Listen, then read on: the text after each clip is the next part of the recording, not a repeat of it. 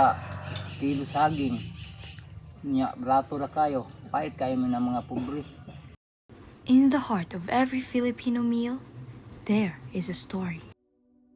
A story of soil, sweat, and sacrifice. It begins with the hands of our farmers. Quiet heroes who rise before dawn to feed a nation. They are the unseen backbone of every household, yet too often they are the ones left with the least. I am Jaya Daniel L. Formalieza, and today I want to bring your attention to an ongoing problem faced by many farmers in Barangay Mamunga, Moncayo, Davao de Oro. A problem that reflects the struggles of countless rural communities across the country. Barangay Mamunga is a small rural community located in the municipality of Moncayo in the province of Davao de Oro, Mindanao. Most residents rely on planting crops like rice, corn, and vegetables. Day after day, residents rise early to tend to their fields, planting and harvesting.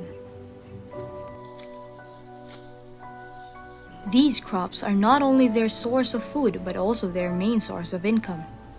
However, despite their hard work, the income they earn is often not enough. The reason? The prices of their crops remain low, too low to cover the cost of production, let alone provide a decent living. Pila ang mga kasagaran ni mga ginansya sa imuhang ginabaligya nga gulay?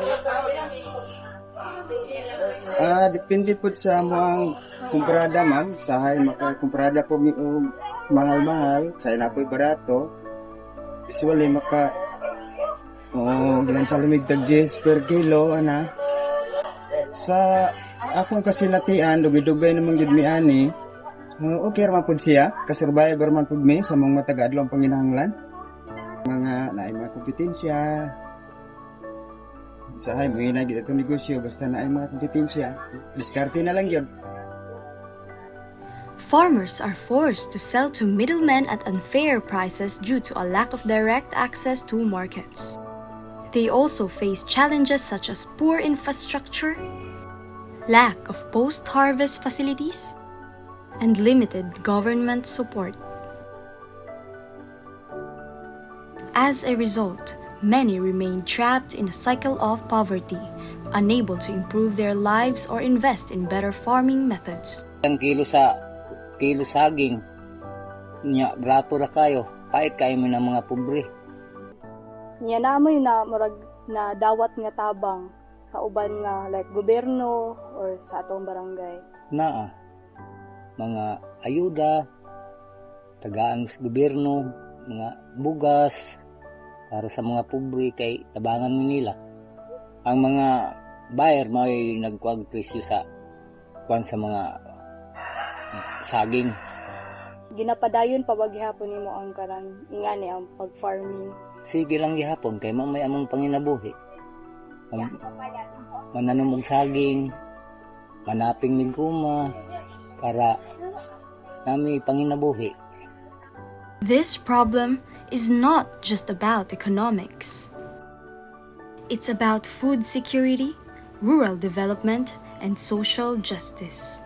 And if we want to achieve sustainable development goals, especially SDG 1, no poverty, we need to start by addressing the struggles of small farmers like those in Mamunga.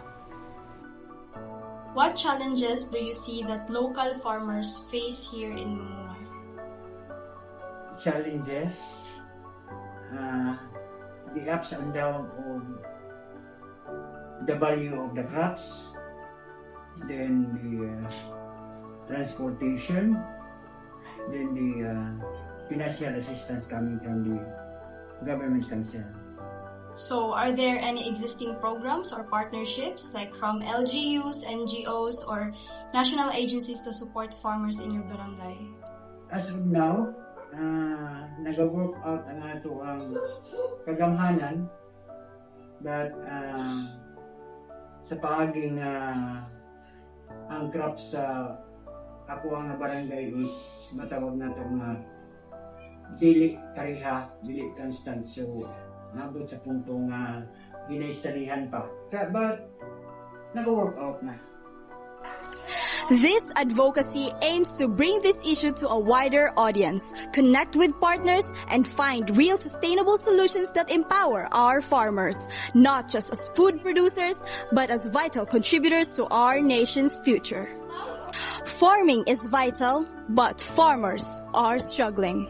This is their story and our call to help them rise.